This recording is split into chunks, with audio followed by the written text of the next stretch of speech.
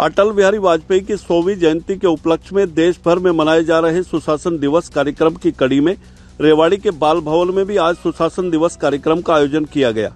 कार्यक्रम में प्रदेश के कैबिनेट मंत्री विपुल गोयल बतौर मुख्य अतिथि पहुंचे।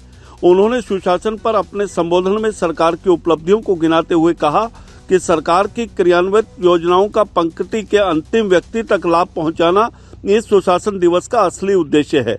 कैबिनेट मंत्री विपुल गोयल ने कहा कि देश और प्रदेश सरकार की नीतियों को 2024 के चुनाव में जनता ने स्वीकारने का और उस पर मोहर लगाने का काम किया है। रोहिंग्या मुसलमान पर चल रहे सर्च ऑपरेशन पर उन्होंने कहा कि सुरक्षा की दृष्टि से पूरा देश एक समान है। देश और प्रदेश की सरकार लोगों की सुरक्षा को लेकर प्रयासरत है। वहीं उन्होंने प्रदेश की सफाई व्यवस्था और बेसहारा पशुओं पर भी अपनी प्रतिक्रिया व्यक्त की। सर, आज पूरे प्रदेश के अंदर सुशासन दिवस मनाया जा रहा है, मायने क्या है सुशासन दिवस? आज जो पूरे प्रदेश के अंदर माननीय प्रधानमंत्री अटल बिहारी वाजपेयी जी, मदन मोहन मालवीय जी की जन्म तिथि पर सुशासन दिवस, क्योंकि उन्हीं की सोच थी, उन्हीं के द्वारा इसको शुरू किया गया।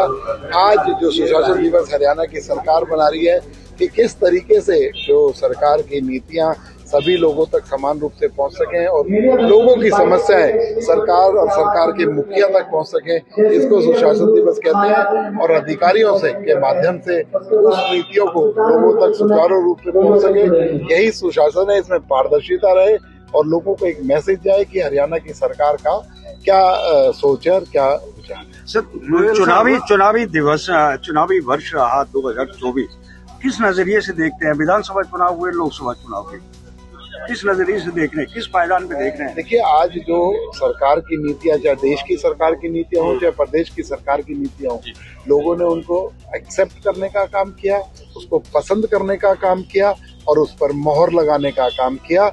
और तीसरी बात, पूर्ण बहुमत से भारतीय जनता पार्टी। रोहिंग्या मुसलमानों को लेकर के हरियाणा प्रदेश में भी सर्च ऑपरेशन चल रहा है, दिल्ली में भी चल रहा है, तो कहीं ना कहीं आशंका है कि रोहिंग्या जो मुसलमान है वो हरियाणा में भी प्रवेश कर सकते हैं। तो ऐसे में क्या? देखिए, सिक्योरिटी की दृष्टि से पूरा देश समान है।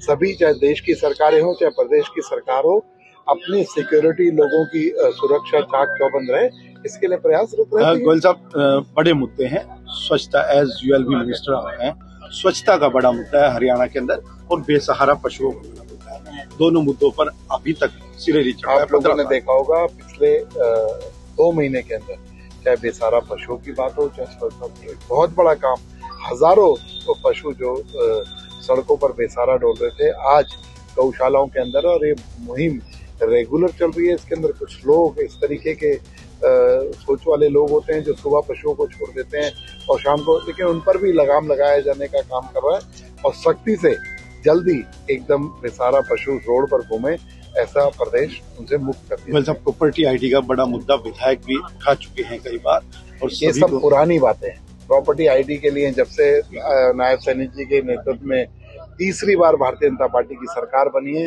रेगुलर समाधान दिवस के माध्यम से उसमें करेक्शन करके, जब इतना बड़ा परिवर्तन और इतनी पारदर्शिता लाने का काम रेवेन्यू रिकॉर्ड के अंदर किया जाएगा, तो छोटी मोटी समस्याएं होती हैं लेकिन उनको भी रेगुलर दूर किया जा रहा है। और प्रॉपर्टी आईडी को लोगों ने एक्सेप्ट किया है। उससे आगे भविष्य में बड़े किसी भी तरीके के कोई ऐसे काम ना हो सके कि किसी के साथ तो फ्रॉड हो या कुछ हो।